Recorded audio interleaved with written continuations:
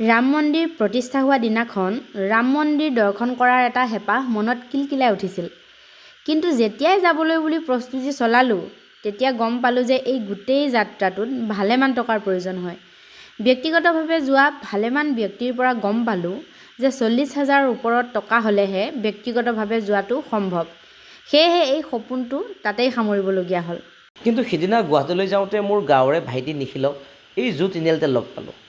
কথা বতৰা পাতি গম পালোঁ যে সি হেনো গুৱাহাটীৰ এটা ট্ৰেভেল এজেঞ্চিতে কাম কৰে আৰু ৰিচেণ্টলি তেওঁলোকে ৰাম মন্দিৰৰ বাবে এটা স্পেচিয়েল পেকেজৰ ব্যৱস্থা কৰিছে। কথাটো শুনি বৰ উৎসাহেৰে তেওঁক পেকেজটোৰ বিষয়ে সুধিলোঁ আৰু গম পালোঁ ই এটা সঁচাকৈ আমাৰ বাবে বৰ স্পেচিয়েল পেকেজ। কাৰণ আমি ব্যক্তিগতভাৱে গ'লে যিমান টকাৰ খৰচ হয় তাৰ বিপৰীতে এই পেকেজত মাত্ৰ 4ভাগৰ এভাগহে খৰচ হয়। সেয়েহে আপোনালোকৰো সুবিধা হয় নেকি বুলি ভাবি এই পেকেজটোৰ বিষয়ে তাৰ মুখৰ পৰাই আপোনালোকলৈ বুলি আগবঢ়ালোঁ। আশা কৰোঁ আপোনালোকৰো এই পেকেজটোৰ পৰা উপকাৰ হ'ব। আচ্ছা নিখিল, গোটেইখিনিতো মই গম পালোঁ এইবাৰ, আমি গম পালোঁ। কিন্তু মই ভাবোঁ যিসকলে পইচাৰ কাৰণে ৰাম মন্দিৰত যোৱা ইচ্ছা থাকিও নাযায়, কাৰণ মই নিজে বিশ্বাস কৰি চাইছিলোঁ ব্যক্তিগতভাৱে 40+ খৰচ হৈ যায়। এতিয়া ভালকৈ চিনি জানি নাপাওঁ, ভয় এটাও লাগে, মানে পইচা থকা মানুহ সেইটোতে ভয় থাকে। এইসকল মানুহৰ কাৰণে যিসকলৰ পইচা কম কিন্তু ৰাম মন্দিৰত খুবেই ইচ্ছা আছে, তেওঁলোকৰ কাৰণে গোটেই পেকেজ চিনি আমাক বুজাই দিলা, তেওঁলোকক এবাৰ বুজাই দিলে ভাল হ'ব। নিশ্চয় নিশ্চয়। আমাৰ একচুৱেলি কোম্পানীৰ নাম হ'ল নবীন টুৰছ এণ্ড হলিডেজ। তো আমি স্পেচিয়েলি এতিয়া তীৰ্থ ভ্ৰমণৰ ওপৰত কাম কৰি আছোঁ। আমাৰ গ্ৰুপ গৈ আছে মে' 22 তাৰিখে জগন্নাথ পুৰীৰ কাৰণে যাব আৰু জুনৰ 2 তাৰিখে ফাৰ্ষ্ট যিটো আমাৰ ট্ৰিপ অযোধ্যাৰ কাৰণে জুনৰ 2 তাৰিখে যাব। নিশ্চয় পাৰিবা, সেইটো অলৰেডি হৈছে ফিলাপ, তথাপি মই চাই দিম বাৰু যদি হেৰি হয় তাতে প্ৰথম গ্ৰুপটোতে মই পঠাব পাৰিম। এতিয়া পেকেজৰ কথা যদি চাবলৈ যাওঁ, জগন্নাথ পুৰীৰ কাৰণে 4 দিনীয়া এটা পেকেজ আছে। 4 দিনীয়া এইটো 8,000 টকা। মাত্ৰ 8,000? নাই, চব আছে। চব আছে। ইয়াৰ পৰা যোৱা, থাকা, খোৱা, তাত জেগা চোৱা, আকৌ ঘূৰি অহা, এভৰিথিং ইনক্লুড আছে। আৰু হেডেক একো ল'ব নালাগে, জাষ্ট আমাক পে'মেণ্ট কৰিলে 8,000 টকা, তাৰপিছত গোটেইখিনি আমি চাই দিম। 4 দিনত কি হ'ব? 4 দিনত কি হ'ব মানে, প্ৰথম আমি জগন্নাথ মন্দিৰটো মেইন, সেইটো দৰ্শন কৰাম। তো আমাৰ মানুহখিনিয়ে জগন্নাথ মন্দিৰৰ লগতে আকৌ সাগৰ পাৰ চাব বিচাৰে, আমি সাগৰ পাৰো দেখাই দিম। আৰু সাগৰ পাৰ দেখাই তাৰপিছতে চিল্কা লেক বুলি এটা আছে, সেইটো দেখাম, যিটো সাগৰৰ মাজত আছে। সাগৰৰ মাজত সেইটো দেখাম। তাৰপিছত কনাৰ্ক টেম্পল আছে, কনাৰ্ক টেম্পল দেখাম। তাৰপিছতে ৰঘুৰাজপুৰ বুলি এখন ভিলেজ আছে, সেইখনো আমি দেখাই দিম। তাতে আমাৰ মাজুলী যেনেকৈ মুখা শিল্পৰ কাৰণে বিখ্যাত, তো তাতো কিছুমান ক্ৰাফ্টৰ কাম কৰে, তো সেইখিনিও চাব পাৰিম। এই 8,000 টকাটোতে এই গোটেইখিনি বস্তু সোমাই আছে। আৰু চবতকৈ ইণ্টাৰেষ্টিং কথা কি, আমাৰ হোটেল আছে সাগৰৰ পাৰতে। আমি যিখিনি মানুহ পঠাম তেওঁলোকে সাগৰৰ পাৰতে আমাৰ হোটেল আছে, মানে তাতে থাকিব। মানে মন গ'লে সাগৰৰ পাৰ ইভিনিং টাইমত ধুনীয়াকৈ ওলাই আহি তেওঁলোকে সাগৰৰ পাৰত মানে এনজয় কৰিব পাৰিব।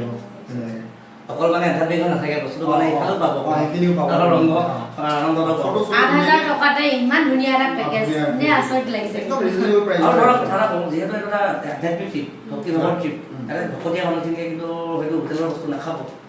তাৰ ঠিক কৈছা তুমি, এইটো হয়, কিন্তু এটা প্ৰব্লেম হৈছে, আমাক সুধিছেও সেইটো কথা বাৰু ক্লায়েণ্টে। তো সেইটো কাৰণে আমি এটা ব্যৱস্থা কৰিছোঁ কি, যিখিনি মানুহে হোটেলৰ খানা নাখায় বা বেলেগে বনোৱা নাখায়, সিহঁতৰ কাৰণে আমি এটা পাকঘৰ এটা এৰেঞ্জ কৰি দিওঁ। কিটচেন আছে, সেইটো এক্সট্ৰা, সেইটো প্ৰব্লেম নাই। সেইটো প্ৰব্লেম নাই, ধুনীয়াকৈ নিজে দেউৰী মেথি বনাই খাই আহিব পাৰিব। 8,000 টকাৰ আৰু কি লাগে? 8,000 টকাতে সোমাই আছে। তাৰপিছত এতিয়া স্পেচিয়েল আমি যিটো কাৰণে আহিছোঁ, অযোধ্যাৰ কাৰণে, তাৰ কাৰণে মই কৈ দিওঁ, ৰাম মন্দিৰৰ কাৰণে, সেইটো কাৰণে আমি 4 দিনীয়া এটা পেকেজ ৰাখিছোঁ। 4 দিনীয়া পেকেজটো এইটো 12,500 টকা। 12,500 টকা। ক'ত 40,000+? নাই, ইমান নহয়, আমাৰ 12,500 চব ইনক্লুডিং আছে। আপোনাৰ থাকা, যোৱা, খোৱা, তাত মানে জেগা চোৱা, গোটেইখিনি হোটেল গোটেইখিনি আছে, ইনক্লুড আছে ইয়াতে। গাইডৰ কথা কৈছে, এতিয়া ধৰা তুমি গ'লা তুমি ৰাম মন্দিৰ চাবলৈ, তাৰ হিষ্ট্ৰীৰ কথা তুমি নাজানা, তো আমাৰ মানুহ আছে তোমাৰ গোটেই হিষ্ট্ৰী, কেনেকৈ ৰাম জন্মভূমি ন এইটো, তো কেনেকৈ হ'ল বস্তু আছে। 4 দিনীয়া প্লানটোত মানে প্ৰথম দুদিন আমি অযোধ্যাত ৰাখিম। অযোধ্যাত যিমানখিনি চাবলগীয়া আছে, তো অযোধ্যা ৰাম মন্দিৰটো চাবই, তাৰ লগতে আৰু বহুত বস্তু আছে কিন্তু বহুতে নাজানে। তো আমাৰ গাইড যি যাব তেওঁ দেখাই দিব গোটেইখিনি। সীতা কি ৰচৰী বুলি আছে, তাৰপিছতে হনুমান গৃহ বুলি আছে, তো এইকেইটা বস্তু গোটেই যিমান আছে মানে আমি এই দুদিনত আমি দেখাই দিম। 3 নম্বৰ দিনা বাৰাণসী লৈ যাম। বাৰাণসীত আমি যিটো গংগা পাৰত যিটো আৰতি হয় সন্ধিয়া, আৰতিটো আমি দেখিছোঁ। সেইটো ধুনীয়া লাগে, এটা বেলেগ এটা ফিলিং আহে।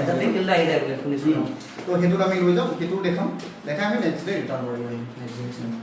বঢ়িয়া পেকেজ সেয়া গতিকে আপোনালোকে যিসকলে ভাবি আছে যে ৰাম মন্দিৰৰ মস্ত কষ্টলি ইমান এটা ডাঙৰ বাজেট কেনেকৈ যাম আমি নোৱাৰিমে চাগে মই তেনেকৈ ভাবিছিলোঁ এতিয়া তাত সকলোৱে প্ৰয়োজন নাই মোৰ ভাইটি আছে এই নিজে চোৱা চিতা কৰি আছে এই অফিচৰ এড্ৰেছ তেওঁলোকৰ কণ্টেক্ট গোটেই ডিটেইলছ মই ডেছক্ৰিপশ্যনত দিমেই ইয়াৰ উপৰি মই কমেণ্ট বক্সত প্ৰিণ্ট কৰি দিম আপোনালোকে যোগাযোগ কৰিব পাৰিব ডাইৰেক্টলি মোৰ লগত যোগাযোগ কৰিলেও মই যোগাযোগ কৰি দিব পাৰিম আৰু ইয়াৰ উপৰি আমি নৰ্থ ইষ্টৰ কাৰণে কৰি আছোঁ তাকে নৰ্থ ইষ্টৰ কাম চলি আছে মই ধৰক বাহিৰৰ পৰা মানুহ আহে নৰ্থ ইষ্ট চাবলৈ শ্বিলং চেৰাপুঞ্জী কাজিৰঙা মাজুলী এনেকৈ চাব আহে তো তাৰ কাৰণে কৰিছোঁ তাৰ কাৰণেও যোগাযোগ কৰিব পাৰে আমাক সেইটো আমাৰ যিহেতু যে চলি আছে তাতো লাভ আছে ডেফিনেটলি মানুহখিনি ধুনীয়াকৈ লাভ নিজে আহিলে যিমান খৰচা হ'ব তাতকৈ 50% তো আমি বস্তুটো ইমান এনে পেকেজটো মানে এনেকুৱা ডিজাইন কৰিছোঁ 4 দিনত যিমানখিনি চাব লগা আছে গোটেইখিনি চাব আৰু লাষ্টৰ দিনাখন যদি কিবা ৰৈ যায় সাপোজ কিবা ৰৈ গ'ল আমাক যদি কয় বুলি এইটো বস্তু চাব লগা আছে আমি সেইটো মিলাই দিম